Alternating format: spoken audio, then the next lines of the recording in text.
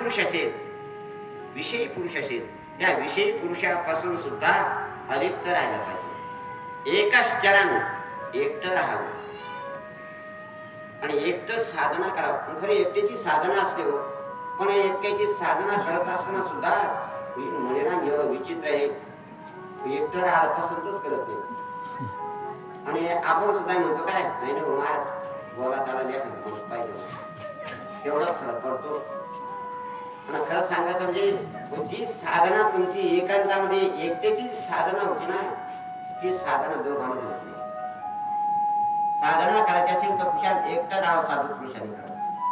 आणि साधना एकांत हा एकांत खूप चांगला आहे, एकांत हा वाईट सुद्धा तितकाच आहे. तुम्ही एकांतात आहे, पण मी तर असं म्हणतो एकांतात भगवान परमात्माशी संलग्नही होता येतं आणि एकांतामध्ये अनेक प्रकारचे तर्क वितर्क सुद्धा तुमची तर होतात. बसलेले एकांतात आहे, पण मणिराम हा फिरत असतो. तो मणिराम कुठे कुठे जात असतो. असं एकांतही काही कामाचं नाही.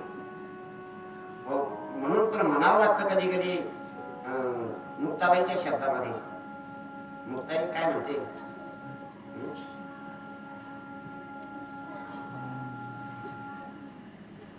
घर बांधिले डोंगरे विषय हिंडे दारोदारी, त्याला म्हणू नये साधी ऐसा नसावा संन्यासी, ऐसा नसावा संन्यासी जगी जोगा परमात्माचा द्वेषी. म्हणजे अर्थात असा हा साधूपणा जर असेल तर तो साधूपणा सुद्धा एक प्रकारचा काय आहे,